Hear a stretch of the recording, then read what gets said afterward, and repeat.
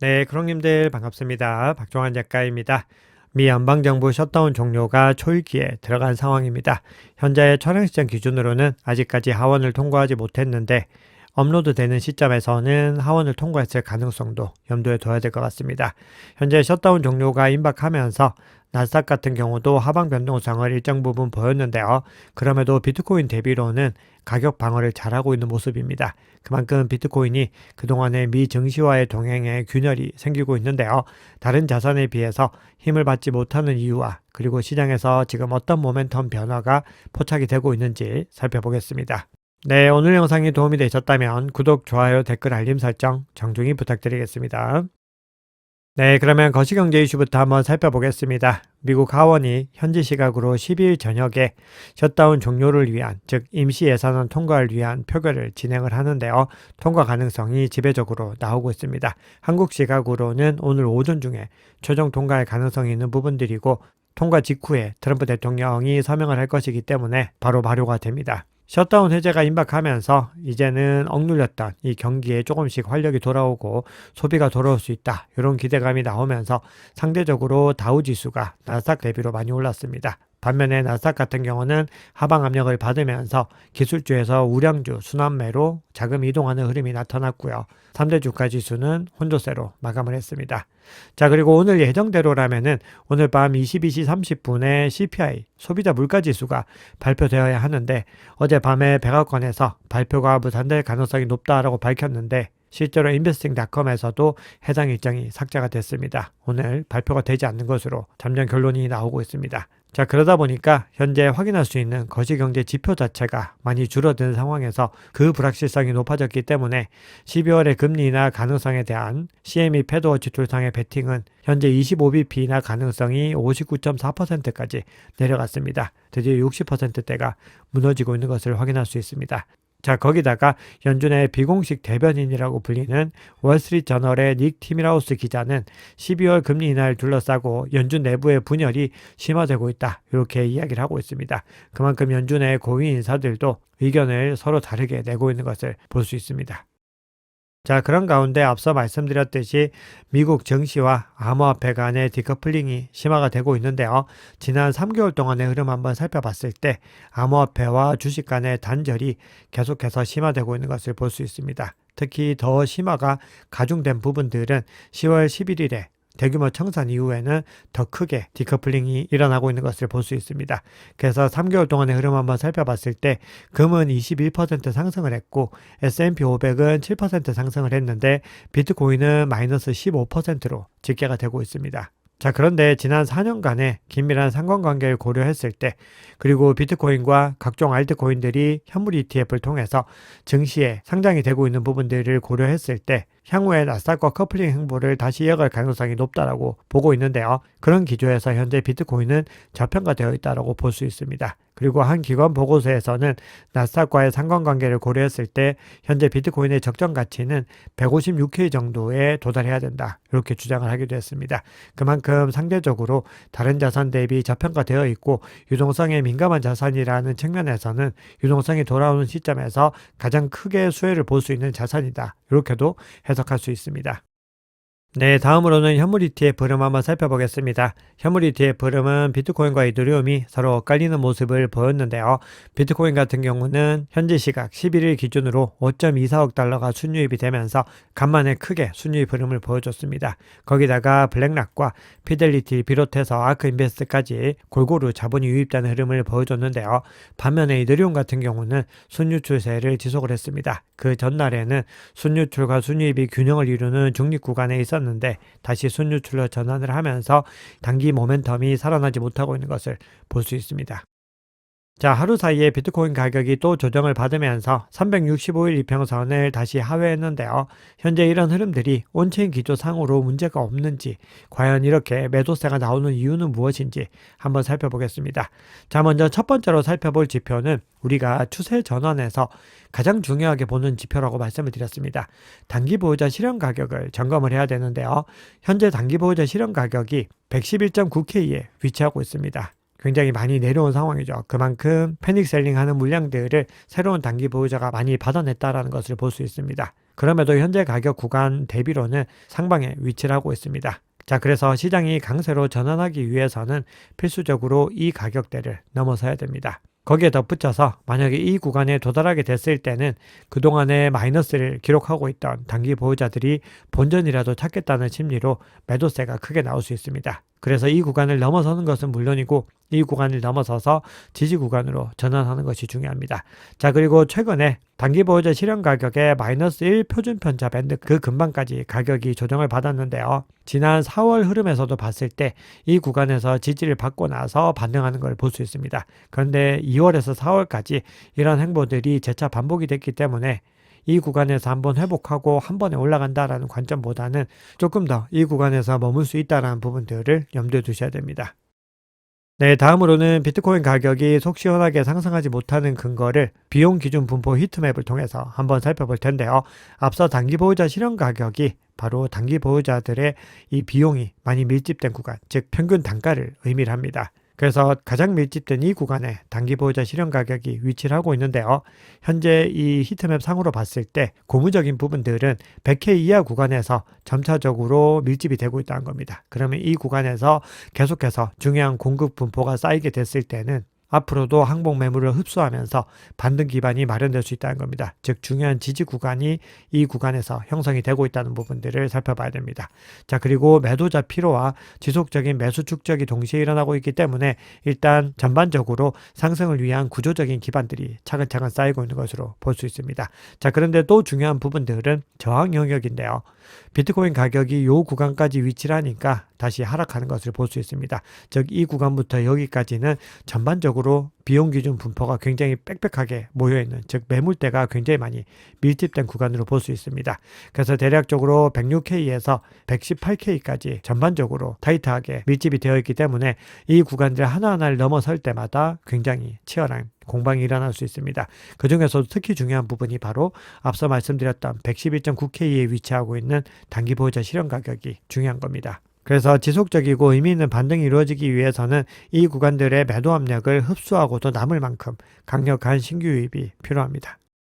네, 그리고 어제 데일리 시황에서도 강조드렸지만 시장에는 아직까지 투심이 완전히 돌아오지 못했습니다. 즉 저가 매수 수요 자체는 꾸준히 일어나면서 하방을 지켜주고 있지만 그 이상으로 가격을 크게 끌어올릴 수 있는 그 동력 자체가 아직까지는 형성이 되지 못했다는 겁니다. 그러다 보니까 비트코인 무기한 선물 시장의 펀딩 레이트도 아직까지는 낮은 수준을 유지를 하고 있습니다. 보시면은 작년에 정점을 찍었던 그 구간과 대비했을 때는 월등하게 낮아져 있는 것을 볼 수 있고 계속해서 하방 압력을 받고 있는 것을 볼 수 있습니다. 그리고 선물 시장과 더불어서 옵션 시장을 살펴봤을 때도 신중함을 이어가고 있는데요. 하방을 보호하려는 수요가 여전히 높은 수준을 유지하면서 시장 전반적으로 해지 심리가 강하게 지속이 되고 있습니다.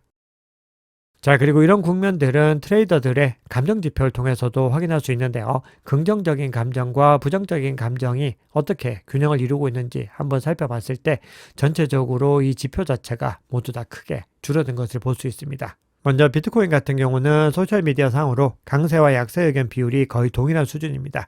그럼에도 평소보다 훨씬 낮은 수준으로 볼 수 있습니다. 이더리움 같은 경우는 여전히 강세 의견이 약세 의견보다 조금 더 높게 형성이 되어 있습니다. 대략적으로 50%가량 높은데요. 그럼에도 평소 대비로는 훨씬 약해진 편이고 이런 구간들을 한번 살펴보시면은 강세 의견이 월등하게 높았던 것을 볼 수 있습니다. 마지막으로 XRP 같은 경우는 강세 의견이 약세의 절반에도 미치지 못하는 상황으로 2025년 들어서는 가장 공포심이 큰 시기다, 이렇게 볼 수 있습니다. 자, 그런데 여기에서 또 중요한 포인트가 있습니다. 제가 데일리 시황에서 늘 강조드렸던 부분인데요. 시장에서 희망이 꺾이면 꺾일수록 장기 투자자에게는 더 유리하다, 이렇게 강조드렸습니다. 즉 시장은 기대치가 만연해 있고 바이 더 딥을 부르짖고 있을 때는 움직이지 않지만 시장에서 대세 상승장이 끝났다, 이런 평가들이 더 지배적으로 나오면은 귀신같이 반등한다라고 말씀을 드렸습니다. 특히나 이렇게 상위 코인들이 전반적으로 심리가 위축되어 있을 때 기관은 중요한 저점 매수 기회로서 활용을 합니다. 그렇기 때문에 현재 시점은 스마트 머니들이 다시 시장에 본격적으로 유입되기 전에 심리적인 공백 구간이다, 이렇게 볼 수 있고 인내심 있는 투자자들에게는 굉장히 중요한 구간이다, 이렇게 해석할 수 있겠습니다. 자, 그러면 긍정적인 지표들 이제 한번 살펴보겠습니다. 앞서 보여드렸던 지표는 시장이 점진적으로 바닥을 형성하는 그 시그널에 대해서 말씀을 드렸다면은 이제는 전반적으로 시장이 살아나는 그 시그널들을 더 본격적으로 살펴볼 텐데요. 먼저 첫 번째로 살펴볼 지표는 명목 수요 지표입니다. 자, 제가 월요일 시황에서도 명목 수요 지표가 양수로 전환하고 있다는 소식 전해드렸는데요. 양수 전환 이후에 계속해서 이 수요 자체가 늘어나고 있는 것을 볼 수 있습니다. 즉 선물 시장에서는 계속해서 하방 압력이 가해지고 있지만 현물 시장의 수요는 점진적으로 돌아오고 있는 것을 볼 수가 있습니다. 이 시그널은 실물 수요 기반의 자금 유입이 다시 강화되고 있는 것이기 때문에 가격 반등의 초기 신호로서 조심스럽게 해석해 볼 수 있습니다. 자, 다음은 고래들의 매집 한번 살펴볼 텐데요. 1000개에서 10,000개 보유하고 있는 고래들의 전체적인 보유량 흐름들을 한번 살펴봤을 때 지난 3월에 한번 보시면은 가격이 굉장히 낮은 구간으로 진입을 했을 때 이렇게 큰 매수 수요가 나왔던 것을 볼 수 있습니다. 물론 그 이후에도 가격이 일정 부분 더 조정을 받았지만 그럼에도 수요는 이어졌고 RSI 상으로 반등 구간이 포착이 되면서 상승 다이버전스 이후에 가격이 상승했습니다. 그리고 올해 들어서 두 번째로 큰 규모의 고래 매집이 나타난 것을 볼 수 있습니다. 지난주 동안에 고래들이 45,000 BTC 이상을 추가로 매집을 했습니다. 그리고 강조드렸듯 올해 들어서는 두 번째로 큰 주간 매집 규모로 기록이 됐습니다. 자, 거기다가 온체인상의 대기 유동성도 풍부한 상황인데요. 스테이블코인 시가총액이 2,600억 달러로 또 역대 최고치를 경신을 했습니다. 그만큼 아직까지 시장에서는 본격적인 투심이 돌아오지 않고 있지만 가격을 더 크게 끌어올릴 수 있는 이 기반들은 꾸준히 쌓이고 있는 것을 여러 지표를 통해서 중복적으로 확인할 수 있습니다. 네, 온체인 지표 마지막으로 비트코인이 하루 동안에 얼마나 움직였는지 나타내는 일중 가격 변동폭을 한번 살펴볼 텐데요. 현재 2.3% 수준까지 굉장히 낮은 수준을 유지하고 있습니다. 특히 이 구간부터 해서 즉 11월 달에 들어서서는 계속해서 하락 추세를 이어가고 있습니다. 이렇게 변동폭이 극도로 압축되는 구간에서는 그 이후에 큰 변동성이 동반이 됩니다. 즉 큰 움직임이 다가오고 있는 전조 신호로 해석할 수 있기 때문에 현재 시점은 이 기간이 조금 더 길어질 가능성은 염두에 둬야 되지만 그럼에도 굉장히 중요한 국면이 다가오고 있다는 시그널로 해석해 볼 수 있겠습니다. 네, 그러면 시장의 중요한 이슈들 간단하게 헤드라인 위주로 핵심 포인트만 좀 짚어보겠습니다. 현재 가격이 기대만큼 빠르게 반등하지 못하다 보니까 시장에서는 여러 가지 전망들이 나오게 됩니다. 그리고 실제로 그 많은 분석들은 가격에 편중이 되어서 나타나는 것이기 때문에 가격을 보는 것보다는 그 배후에 있는 근본적인 움직임들을 더 주시해야 되는 시기입니다. 시장에서는 단기적으로는 변동성이 확대되고 불확실성이 여전히 크게 나올 수 있다. 이런 전망이 있지만 그럼에도 온체인 유동성이 개선되고 있고 매도 압력도 완화되고 있기 때문에 여전히 상승 가능성이 열려 있고 12.4만 달러까지는 충분히 빠르게 상승할 수 있다. 이런 전망이 엇갈리고 있습니다. 결론적으로 현재 비트코인 상황은 구조적인 약세보다는 유동성 재축적과 매도세 소진 과정으로 볼 수 있기 때문에 단기 불안정성이 더 이어지더라도 결국은 중요한 전환 구간에 위치하고 있다. 이렇게 개인적으로는 해석을 하고 있습니다. 자, 그런데 단기적인 전망과 다르게 장기적인 전망에서는 긍정적인 기조가 월등하게 형성이 되고 있는데요. 앞서 보여드렸던 지표들도 그렇지만 규제와 채택의 관점에서 굉장히 긍정적인 모멘텀이 포착이 되고 있습니다. 미국의 SEC 위원장 폴 애킨스는 대다수 토큰은 증권이 아니다. 이 입장을 다시 한번 강조를 했고요. 현재 이더리움 보유량에서 비트마인에 이어서 두 번째로 많은 이더리움을 보유하고 있고 DAT 기업 중에서 가장 핵심 중에 하나인 샤프링크 게이밍의 CEO가 이더리움이 월가 디지털 금융 핵심 인프라가 될 것이다. 이렇게 이야기를 하고 있습니다. 자, 그리고 향후에 엔화 스테이블 코인 발행사들이 일본 국채 시장에 큰 손이 될 것이다. 이런 기사도 나오고 있는데요. 전체적으로 다른 기사들처럼 보이지만 하나로 동일한 방향성을 가지고 있습니다. 즉 암호화폐의 제도적인 정착과 금융 시스템 통합이라는 측면에서 하나의 기조로 볼 수가 있는 거죠. 종합해보자면 규제 완화와 인프라 확립, 자본 통합으로 이어지는 이 단계적인 흐름이 명확하게 포착이 되고 있고 향후에 이 글로벌 디지털 금융 질서 속에서 암호화폐 제도권 진입은 더 본격화될 것이다. 이렇게 볼 수 있습니다. 즉 우리가 단기적으로는 어려운 시기를 겪고 있지만 중장기적인 관점에서는 여전히 긍정적인 기조가 유지가 되고 있다는 겁니다.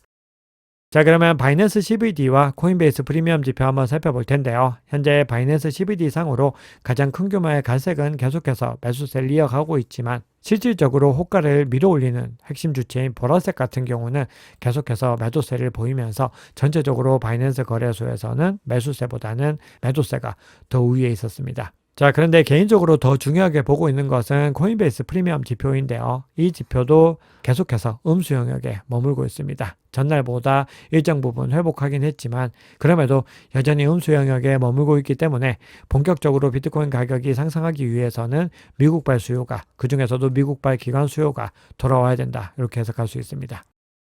네, 비트코인 차트 한번 살펴보겠습니다. 현재 비트코인 가격이 또 조정을 받으면서 101K 중반대에 머물고 있는데요. 주요 변곡점이 365일 이평선을 다시 하방 이탈하고 있습니다. 그래서 이 구간을 빠르게 회복하는 것이 중요합니다.